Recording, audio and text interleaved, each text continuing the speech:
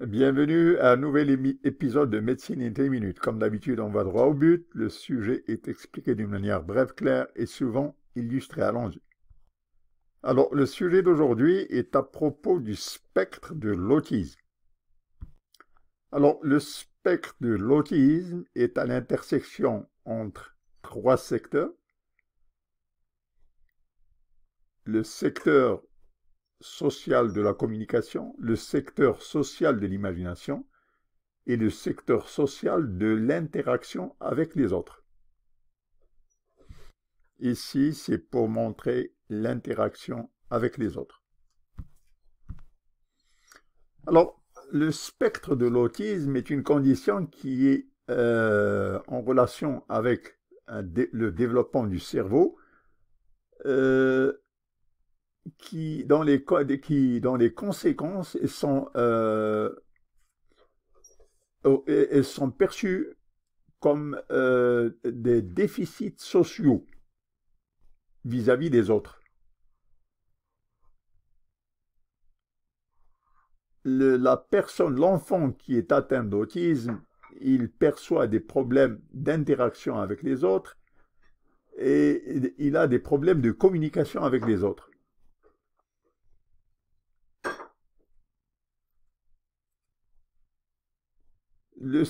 L'autisme appartient à un spectre, et c'est un spectre avec une gamme large de symptômes dont la sévérité varie d'un tableau à l'autre.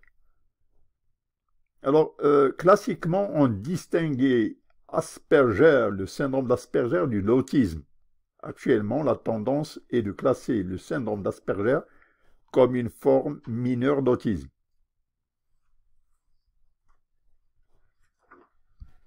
Ici, c'est pour illustrer l'interaction de l'enfant avec les autres. Alors, la cause de l'autisme est inconnue. On a évoqué plusieurs hypothèses, parmi elles l'encéphalite durant la grossesse, la phénylcétonurie et la vaccination.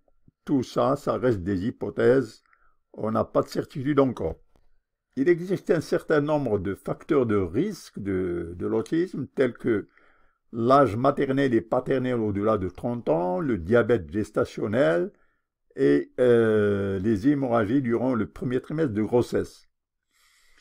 On a aussi évoqué l'éventualité on a responsabilisé le valproate, qui est un anticonvulsivant qu'on donne, qui est un anticonvulsivant qui, s'il est donné en cours de grossesse, il peut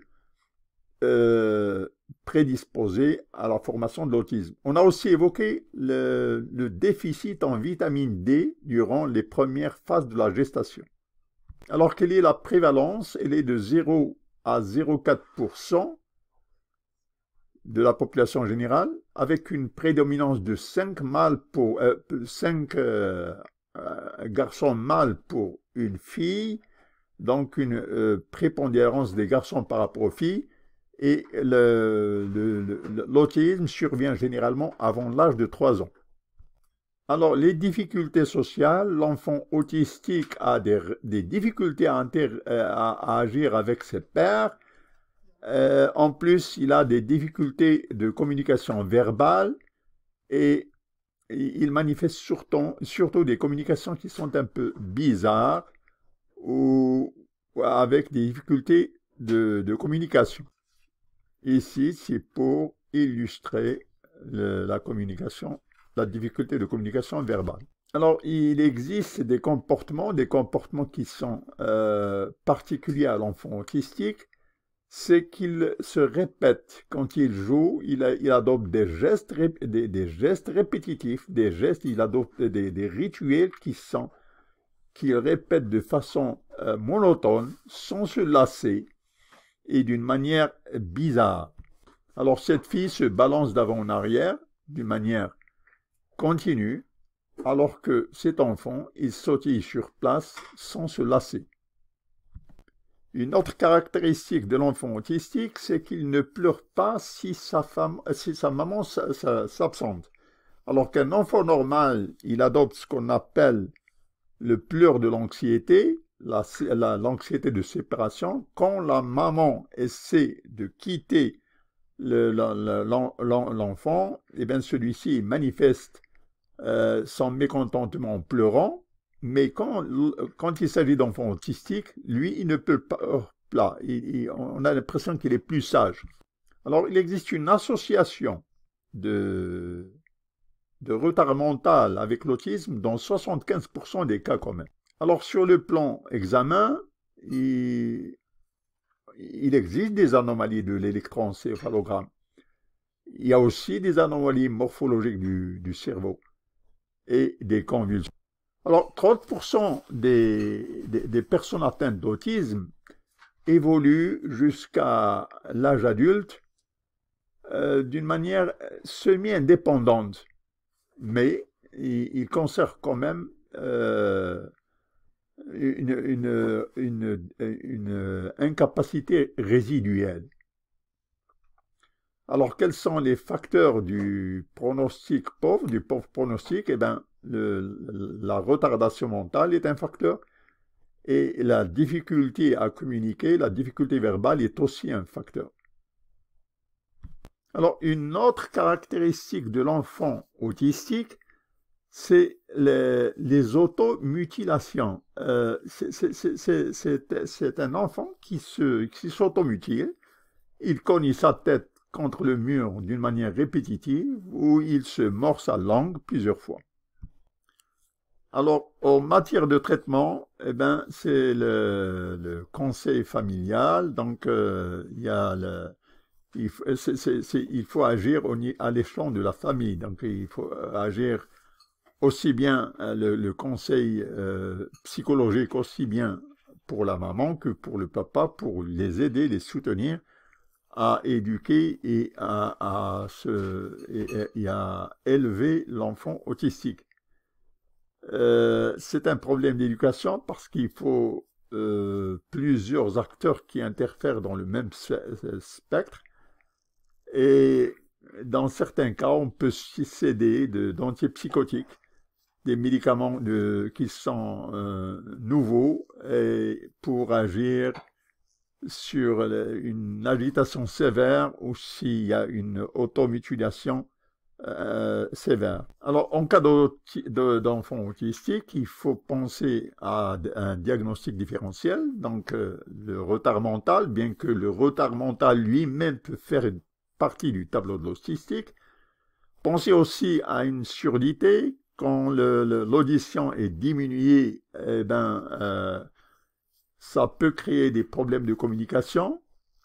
Et il y a aussi l'effet de l'environnement. Je voudrais rajouter une note sur ce qu'on appelle high functioning autism, un autisme d'un degré supérieur. Alors, il survient chez une personne qui a des symptômes légers et malgré que les symptômes sont légers, on classe cette personne, on classe ce tableau dans le spectre de l'autisme, Alors, en conclusion, comment différencier un enfant autistique d'un enfant normal? Donc, un enfant normal adopte un langage normal, alors que l'enfant autistique, lui, il adopte un langage anormal. L'enfant normal, il cherche les autres, il veut jouer avec les autres, alors que l'enfant autistique, il évite les autres, ses pairs. L'enfant normal, il a des yeux et il garde le contact des yeux, alors que l'autistique, lui, le contact des yeux, il est minimal, c'est juste à peine s'il vous regarde. L'enfant normal, dès que sa maman veut quitter la chambre, il va crier, alors que l'enfant autistique, il est plutôt sage. L'enfant normal, il cherche à se nourrir, alors que l'enfant autistique, il est indifférent même au biberon. L'enfant normal, il joue avec les autres, c'est très important, alors que l'enfant autistique, lui, il est agressif vis-à-vis des autres. L'enfant normal, il cherche du plaisir en jouant, alors que l'enfant autistique, il peut s'auto-mutiler.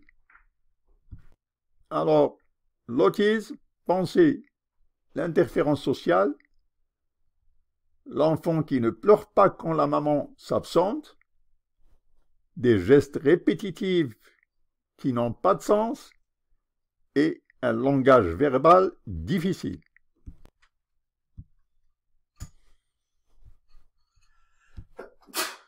Merci d'avoir assisté à cet épisode de Médecine in 10 minutes. Voulez-vous appliquer le bouton like, d'adhérer à la chaîne si vous ne l'êtes pas encore, et vos suggestions sont bienvenues. Merci.